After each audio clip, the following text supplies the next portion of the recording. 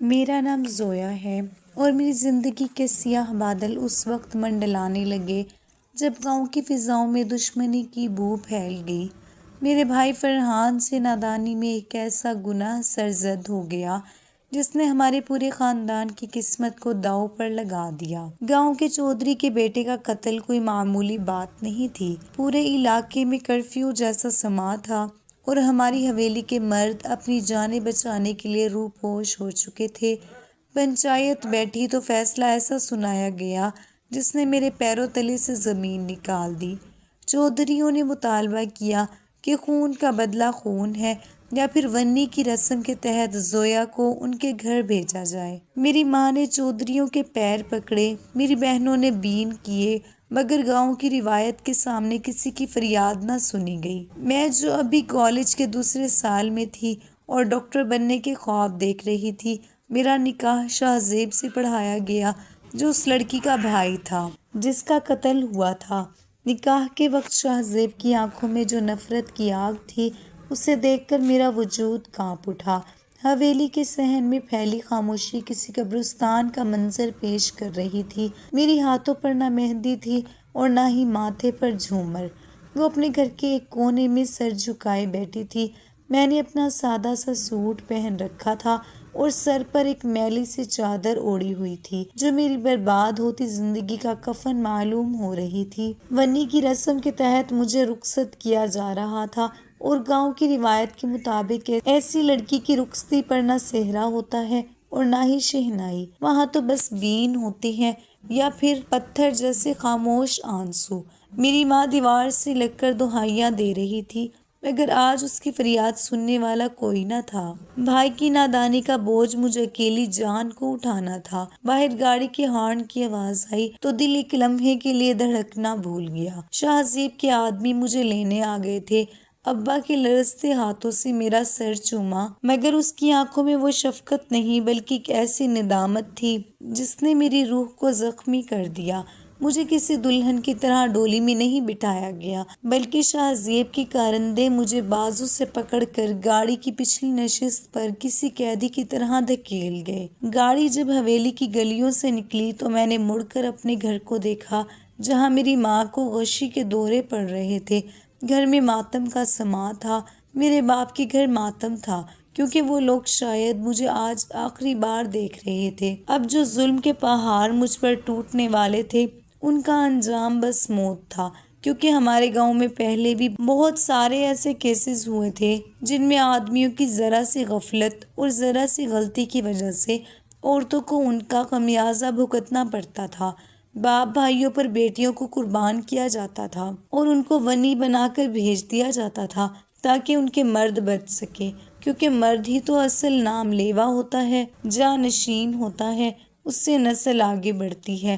عورت کا کیا ہے؟ عورت کو بس ہر بار استعمال کیا جاتا ہے اور ہمارے گاؤں کی جو لڑکیاں ونی ہو کر کہیں کبھی زندہ واپس نہیں آئی ان پر ظلم اور جبر کے ایسے پہاڑ توڑے جاتے تھے کہ وہ موت کو گلے لگا لیتی تھی، اور میں بہت خوف زدہ تھی کیونکہ مجھے پتا تھا میرا بھی ایسا ہی انجام ہونے والا ہے۔ میں سکتے میں کھڑی تھی۔ میری پھوپھیاں، میری خالہ، میری کزنز، میری ماں، میرا باپ سب باری باری آ کر مجھ سے مل رہے تھے، جیسے کوئی پھانسی کی سزا والے مجرم سے آخری بار مل کر الوداع کرتا ہے، ایسے ہی سب مجھ سے رخصت لے رہے تھے۔ لیکن مجھے کچھ سمجھ میں نہیں آ رہا تھا۔ میرا دماغ معاف ہو چکا تھا، میرے ہونٹ جیسے سل چکے تھے اور میری آنکھیں بجر بن چکی تھی۔ اب ان میں آنسو بھی نہیں تھے۔ میں نے خود کو حالات کے سپرد کر دیا تھا۔ میری زندگی کا نیا باب شروع ہونے والا تھا۔ میری زندگی کا نیا باب شروع ہونے والا تھا۔ مجھے رخصت کر کے اس بڑی حویلی میں لایا گیا جہاں پہلے سے ہی حویلی کے جوان بیٹے کی موت کا ماتم بچھا ہوا تھا۔ وہاں قدم رکھتے ہی شاہ زیب کی ماں مجھ پر جھپٹ پڑی۔ اس نے میرے چہرے پر زوردار تماچا رسید کیا اور کہا کہ تو اس گھر میں خوشیاں بانٹنے نہیں بلکہ ذلیل ہونے آئی ہے۔ شاہ زیب کی ماں نے مجھے بہت مارا، لاتوں سے مارا مجھے، ہاتھوں سے میرے بال کھینچے، اپنے ناخنوں سے میرا چہرہ نوچا، لیکن جب وہ تھک گئی تو روتے روتے بے ہوش ہو گئی۔ اس کے گھر والے اسے کمرے کے اندر لے گئے لیکن میں زخموں میں چور چور وہاں پر پڑی ہوئی تھی اور میری سسکیاں صحن میں گونج رہی تھی۔ شاہ زیب نے مجھے بالوں سے پکڑ کر ایک اندھیرے کمرے میں پھینک دیا جہاں نہ بستر تھا اور نہ ہی روشنی۔ اس نے دھاڑتے ہوئے کہا کہ تم میرے بھائی کے خون کا بدلہ ہو اور میں تمہیں وہ موت دوں گا کہ تم ہر روز مرنے کی دعا مانگو گی۔ اس حویلی میں میری زندگی کا ہر لمحہ عذاب بن گیا۔ شاہ زیب روز رات کو شراب کے نشے میں دھت ہو کر آتا اور مجھ پر وحشیانہ تشدد کرتا۔ وہ مجھے انسان نہیں بلکہ ایک حقیر جانور سمجھتا تھا۔ گھر کی باقی عورتیں بھی اس کے اس ظلم میں برابر کی شریک تھیں۔ نعمانی اور کزنیں جو اب میری سسرال بن چکی تھی، وہ ہر پل مجھے جتاتی تھی کہ میں ایک قاتل کی بہن ہوں۔ مجھ سے گھر کے وہ تمام کام کروائے جاتے جو نوکروں سے بھی نہیں لیے جاتے تھے۔ تپتی دوپہر میں مجھے صحن میں کھڑا کر کے فرش دھلوایا جاتا اور اگر میں تھک کر بیٹھتی تو شاہ زیب کی بہن میرے اوپر کھولتا ہوا پانی ڈال دیتی۔ میرے جسم پر نیلے نشانات کی ایک پوری داستان لکھی جا چکی تھی۔ میں نے کبھی پلٹ کر جواب نہیں دیا کیونکہ میرے بھائی کی زندگی اس خاموشی سے جڑی تھی۔ مجھے اکثر کئی دن تک کھانے کا ایک لقمہ نہ دیا جاتا اور میں بھوک اور پیاس سے نڈھال ہو کر فرش پر پڑی رہتی۔ شاہ زیب میری تڑپ دیکھ کر ہنستا اور کہتا کہ ابھی تو سزا شروع ہوئی ہے، تم نے سوچا بھی کیسے کہ تم اس گھر میں سکون پاؤ گی؟ میری روح ہر روز ایک نئی اذیت سے گزرتی تھی اور میں راتوں کو سجدے میں گر کر صرف اللہ سے اپنی موت کی دعا مانگتی کیونکہ زندگی کا یہ بوجھ اب مجھ سے اٹھایا نہیں جا رہا تھا۔ وقت گزرنے کے ساتھ ساتھ شاہ زیب کا جوش اور غصہ کم ہونے کے بجائے ایک ٹھنڈی نفرت میں بدل گیا۔ اس نے مجھے اپنا ذاتی غلام بنا لیا تھا۔ وہ جب گھر آتا تو میں اسے جوتے اتار کر دیتی اور اس کے سامنے ہاتھ باندھ کر کھڑی رہتی۔ حویلی کے ملازم بھی میری بے بسی دیکھ کر آنسو بہاتے مگر چودھریوں کے ڈر سے کوئی میری مدد کو نہ آتا۔ ایک بار جب میں شدید بیمار ہوئی اور مجھے تیز بخار نے گھیر لیا تو میں نے شاہ زیب سے التجا کی کہ مجھے ڈاکٹر کے پاس لے جائے مگر اس نے کہکا لگا کر کہا کہ تم جیسی لڑکیوں کا علاج صرف موت ہے۔ اس نے مجھے بارش میں باہر نکال دیا اور دروازہ بند کر دیا۔ میں ساری رات حویلی کے باہر کیچڑ میں پڑ رہی تھی اور بارش کا پانی میرے آنسوؤں کو دھوتا رہا۔ اس رات مجھے یقین ہو گیا کہ اب میرا بچنا ناممکن ہے مگر شاید قدرت کو کچھ اور ہی منظور تھا۔ اگلی صبح شاہ زیب جب باہر نکلا تو اس نے مجھے نیم بے ہوشی کی حالت میں دیکھا۔ اس کی آنکھوں میں ایک پل کے لیے رحم کی جھلک آئی مگر پھر اس نے اسے جھٹک دیا۔ اس نے مجھے اٹھا کر کمرے میں پھینکا اور ملازمہ سے کہا کہ اسے تھوڑا بہت کچھ کھلا دو تاکہ یہ مر نہ جائے کیونکہ اس کا مرنا میرے انتقام کا خاتمہ ہوگا۔ میں اس کے اس رویے پر حیران تھی کہ وہ مجھے زندہ بھی رکھنا چاہتا تھا اور تڑپتا ہوا بھی دیکھنا چاہتا تھا۔ میری زندگی کا یہ سفر ایک ایسے موڑ پر آ کھڑا ہوا تھا جہاں سے واپسی کا کوئی راستہ نہ تھا اور میں صرف ایک معجزے کی منتظر تھی جو میری اس سیاہ زندگی میں روشنی کی کوئی کرن لا سکے۔ ظلم اور ستم کی ان کالی راتوں میں ایک ایسا واقعہ پیش آیا جس نے میری روح تک کو ہلا کر رکھ دیا۔ ایک روز شاہ زیب کے کچھ دوست حویلی آئے جو اپنی فطرت میں شاہ زیب سے بھی زیادہ سفاک اور ظالم تھے۔ شاہ زیب نے نشے اور غرور میں آ کر مجھے ان کے سامنے بلایا تاکہ وہ اپنی طاقت کا مظاہرہ کر سکے۔ مجھے حکم دیا گیا کہ میں ان سب کے لیے کھانا پیش کروں اور وہاں کھڑی رہوں۔ جب میں لرزتے ہاتھوں سے برتن رکھ رہی تھی تو شاہ زیب کے ایک دوست نے طنزیہ جملہ کسا کہ چودھری صاحب، سنا ہے آپ کی یہ ونی بڑی صابر ہے، ذرا دیکھیں تو صحیح اس کے صبر کی حد کیا ہے۔ یہ کہہ کر اس نے جلتی ہوئی سگریٹ میرے ہاتھ پر رکھ دی۔ درد کی ایک لہر میرے پورے وجود میں دوڑ گئی اور میرے ہاتھ سے سالن کا پیالہ چھوٹ کر فرش پر گر گیا۔ شاہ زیب جو پہلے خاموش بیٹھا دیکھ رہا تھا، یہ منظر دیکھ کر ایک دم آگ بگولا ہو گیا مگر حیرت کی بات یہ تھی کہ اس کا غصہ مجھ پر نہیں بلکہ اپنے اس دوست پر تھا۔ اس نے ایک جھٹکے سے اپنے دوست کا ہاتھ مروڑا اور اسے حویلی سے باہر نکل جانے کا حکم دیا۔ اس رات پہلی بار شاہ زیب نے مجھے کمرے میں بلا کر میرے ہاتھ پر خود پٹی باندھی۔ اس کی آنکھوں میں ایک عجیب سی کشمکش تھی جیسے اس کے اندر کا انسان بیدار ہو رہا ہو۔ اس نے مجھ سے کوئی بات تو نہ کی مگر اس کی خاموشی میں ایک ایسی ندامت کا عنصر شامل تھا جو میرے لیے کسی معجزے سے کم نہ تھا۔ اسی دوران حویلی میں ایک اور ہولناک سازش تیار کی جا رہی تھی۔ شاہ زیب کی ممانی اور کزنیں جو مجھے اس گھر سے نکالنے کے در پر تھی، انہوں نے مل کر حویلی کی قیمتی زیورات غائب کر دیے اور سارا الزام مجھ پر دھر دیا۔ شاہ زیب کی ماں نے سب کے سامنے میری تلاشی لینے کا حکم دیا اور میرے کمرے سے وہ زیورات برآمد کر لیے گئے جو انہوں نے خود وہاں چھپائے تھے۔ شاہ زیب کو جب یہ پتہ چلا تو اس کا پارا 7ویں آسمان پر پہنچ گیا اور اس نے مجھے صحن میں گھسیٹتا اور کوڑے مارنے کا ارادہ کیا۔ میں روتی رہی، چلاتی رہی کہ میں بے گناہ ہوں، مگر کسی نے میری ایک نہ سنی۔ عین اسی وقت حویلی کا ایک بوڑھا ملازم جو برسوں سے اس خاندان کا وفادار تھا، وہ سامنے آیا اور اس نے شاہ زیب کے قدم پکڑ لیے۔ اس نے کانپتی آواز میں سچ اگل دیا کہ کس طرح ممانی نے اس سے ڈرا دھمکا کر یہ کام کروایا تھا۔ شاہ زیب کے ہاتھ سے کوڑا گر گیا اور اس نے پہلی بار اپنی ماں اور ممانی کی طرف حقارت بھری نظروں سے دیکھا۔ اس واقعے نے شاہ زیب کے دل میں موجود میری نفرت کی آخری دیوار کو بھی گرا دیا۔ اسے احساس ہوا کہ وہ جس لڑکی کو سزا دے رہا تھا وہ تو خود اپنوں کے ملازم کا شکار تھی۔ معجزہ اس وقت ہوا جب ایک دن شاہ زیب کی حویلی پر دشمنوں نے حملہ کر دیا۔ شاہ زیب اکیلا تھا اور اس کے پاس بچنے کا کوئی راستہ نہ تھا۔ ایک گولی اس کے کندھے کو چھو کر گزر گئی اور وہ لہو لہان ہو کر زمین پر گر پڑا۔ گھر کے تمام ملازم اور دیگر افراد اپنی جان بچانے کے لیے ادھر ادھر چھپ گئے، مگر میں جو ونی بن کر آئی تھی، میں نے اپنی جان کی پرواہ کیے بغیر شاہ زیب کی طرف دوڑ لگائی۔ دشمنوں کی گولیاں میرے آس پاس سے گزر رہی تھی، مگر میں نے اسے سہارا دے کر اندرونی کمرے میں پہنچایا اور دروازہ بند کر لیا۔ شاہ زیب کی حالت غیر ہو رہی تھی اور اسے فوری طبی امداد کی ضرورت تھی۔ میں نے اپنی چادر پھاڑ کر اس کے زخم پر پٹی باندھی تاکہ خون رک سکے۔ شاہ زیب نیم بے ہوشی میں مجھے دیکھ رہا تھا۔ اس کی آنکھوں میں حیرت تھی کہ جس لڑکی پر اس نے اتنے ظلم کیے وہی آج اس کی جان بچا رہی ہے۔ میں نے ساری رات اس کے سرہانے بیٹھ کر گزاری اور اس کے زخموں کو صاف کرتی رہی۔ جب صبح ہوئی اور خطرہ ٹل گیا تو شاہ زیب کی حالت لمحہ بہ لمحہ بگڑتی جا رہی تھی۔ اس کے کندھے سے نکلتا خون تھمنے کا نام نہیں لے رہا تھا اور اس کا چہرہ زرد پڑ چکا تھا۔ حویلی کے سب لوگ خوف کے مارے دب کے بیٹھے تھے، مگر میں نے ہمت نہ ہاری۔ میں نے مشکل سے اسے سہارا دے کر گاڑی تک پہنچایا اور خود ڈرائیونگ سیٹ سنبھالی۔ میں ڈرائیونگ سیکھ رہی تھی کیونکہ میں ڈاکٹر بن رہی تھی، مگر ایک حادثے کی وجہ سے میری زندگی بدل گئی تھی۔ میں نے تیز رفتاری سے گاڑی ہسپتال کی طرف دوڑائی۔ راستے بھر میں اسے آوازیں دیتی رہی کہ وہ آنکھیں کھلی رکھے۔ ہسپتال پہنچتے ہی ڈاکٹروں نے اسے ایمرجنسی وارڈ میں منتقل کر دیا۔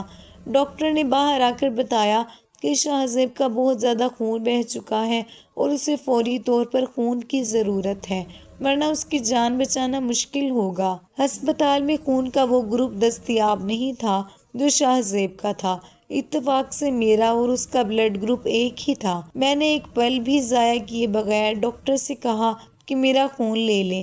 شاہ زیب کی ماں اور بہنیں جو اب تک ہسپتال پہنچ چکی تھی، وہ حیرت سے مجھے دیکھ رہی تھی کہ جس لڑکی کو انہوں نے جیتے جی مار دیا تھا وہی آج اپنا خون دے کر ان کے بیٹے کی زندگی بچا رہی تھی۔ خون دینے کے بعد مجھے شدید کمزوری محسوس ہو رہی تھی، مگر میں نے آرام کرنے کی بجائے شاہ زیب کے سرہانے بیٹھنا ضروری سمجھا۔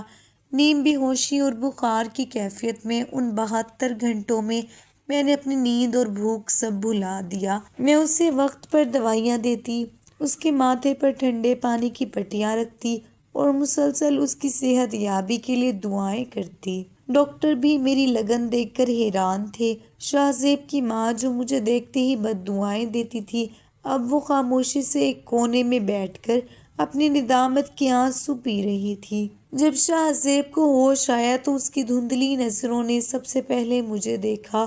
اس نے دیکھا کہ میری آنکھیں جاگنے کی وجہ سے سرخ ہو رہی ہیں اور میں نڈھال ہونے کے باوجود اس کا ہاتھ تھامے بیٹھی ہوں۔ اس نے کچھ کہنے کی کوشش کی، مگر میں نے اس کے لبوں پر ہاتھ رکھ دیا اور اسے آرام کرنے کا مشورہ دیا۔ اس کی آنکھوں میں وہ نفرت اب مکمل طور پر پگھل چکی تھی اور وہاں اب صرف اعتراف جرم اور تشکر کی لہریں تھیں۔ ہسپتال سے ڈسچارج ہونے کے بعد جب شاہ زیب حویلی واپس آیا تو وہ چلنے پھرنے سے قاصر تھا، کیونکہ اسے گولی کے علاوہ اور بھی چوٹیں لگی تھی۔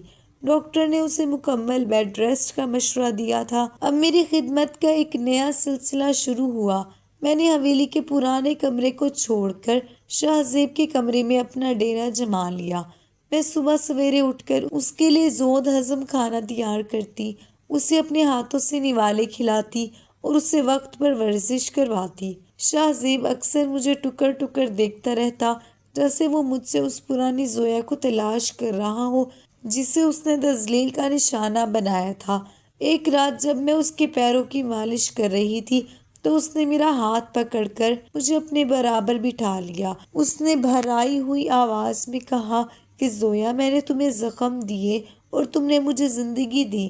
میں اس قابل نہیں ہوں کہ تم میری اتنی خدمت کرو، مگر میں نے مسکرا کر اسے تسلی دی کہ محبت میں حساب کتاب نہیں ہوتا۔ میں نے دن رات ایک کر کے اسے دوبارہ اپنے پیروں پر کھڑا کیا۔ اب حویلی میں میری حیثیت ایک ونی کی نہیں بلکہ اس گھر کی روح کی تھی۔ شاہ زیب کی خدمت کرتے ہوئے مجھے جو سکون مل رہا تھا، اس نے میرے پچھلے تمام دکھوں کو میرے ذہن سے مٹا دیا تھا۔ اب شاہ زیب کی نظریں میرا طوائف کرتی تھی۔ شاہ زیب کی صحت یابی کے ساتھ ساتھ اس کے دل کی کایا بھی پلٹنے لگی۔ اس نے حویلی کے سب لوگوں کو جمع کیا اور اعلان کیا کہ آج سے زویا اس گھر کی ونی نہیں بلکہ اس گھر کی عزت اور میری بیوی ہے۔ اس نے اپنی ماں اور بہنوں کو صاف کہہ دیا کہ اگر کسی نے زویا کی طرف میلی آنکھ سے دیکھا تو وہ اس کا دشمن ہوگا۔ شاہ زیب کا یہ روپ سب کے لیے حیران کن تھا۔ وہ شاہ زیب جو مجھے دیکھنا گوارا نہیں کرتا تھا، اب میرے لیے ڈھال بن گیا تھا۔ اس نے مجھے وہ تمام سہولیات فراہم کی جو ایک بیوی کا حق ہوتی ہیں۔ اس نے مجھے دوبارہ کالج جانے کی اجازت دی اور میرے تمام ادھورے خوابوں کو پورا کرنے کا ذمہ لیا۔ میری سسرال کی خواتین جو مجھ پر ظلم کرتی تھی، اب وہ شرمندگی کے مارے میرے سامنے نہیں آتی تھی۔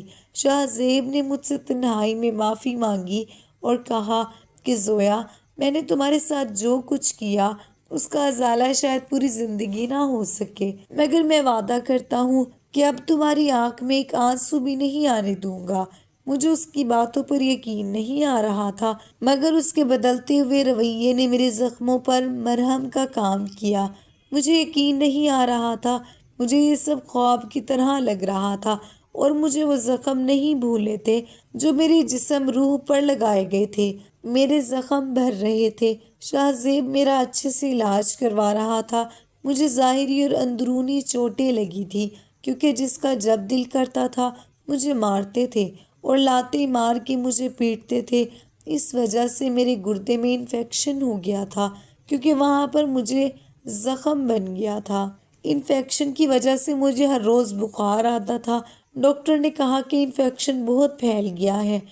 مجھے 3-4 دن ہاسپٹل میں ایڈمٹ ہونا پڑا۔ شاہ زیب نے میرا بہت خیال رکھا اور ہر وقت وہ مجھ سے معافی مانگتا تھا۔ میرے لیے یہی بہت تھا کہ شاہ زیب کو اپنی غلطی کا احساس ہو گیا ہے۔ اسے احساس ہو گیا تھا اس میں میری کوئی غلطی نہیں، میں بے قصور ہوں۔ اب ہماری زندگی ایک نئے راستے پر چل نکلی تھی۔ شاہ زیب نے ونی کی رسم کے خلاف آواز اٹھانے کا فیصلہ کیا۔ اس نے پنچایت میں جا کر یہ اعلان کیا کہ آئندہ اس علاقے میں کسی بیٹی کو دشمنی کی بھیت نہیں چڑھایا جائے گا۔ لوگ حیران تھے کہ ایک چودھری کا بیٹا اپنی روایات کے خلاف جا رہا ہے، مگر شاہ زیب اب بدل چکا تھا۔ اس نے ہمارے گھر کے مردوں کو بھی معاف کر دیا اور دشمنی کا وہ باب ہمیشہ کے لیے بند کر دیا۔ میری ماں جو مجھ سے ملنے حویلی آئی تو وہ مجھے اپنے حال میں دیکھ کر ہکا بکا رہ گئی۔ شاہ زیب نے میری ماں سے سلام کیا اور ان سے اپنے کیے کی معافی مانگی۔ میں نے پہلی بار اپنی ماں کی آنکھوں میں اطمینان کے آنسو دیکھے۔ ہماری زندگی اب محبت اور سکون کا گہوارہ بن چکی تھی۔ شاہ زیب کی نفرت اب ایک ایسی گہری محبت میں بدل گئی تھی جو مجھے دنیا کی ہر طاقت سے زیادہ عزیز تھی۔ میں نے ڈاکٹر بننے کی تعلیم مکمل کی اور گاؤں میں ایک چھوٹا سا کلینک کھولا جہاں میں غریبوں کا علاج مفت کرتی تھی۔ شاہ زیب میرے ہر قدم پر میرے ساتھ ہوتا تھا۔ اب حویلی میں ماتم نہیں بلکہ قہقہ کی آوازیں گونجتی تھی، اور میں جو کبھی ایک زندہ لاش تھی اب زندگی کی علامت بن چکی تھی۔ ہم نے مل کر ثابت کر دیا کہ معافی اور محبت میں وہ طاقت ہے جو پتھر دلوں کو بھی موم کر دیتی ہے اور بڑی سے بڑی دشمنی کو دوستی میں بدل دیتی ہے۔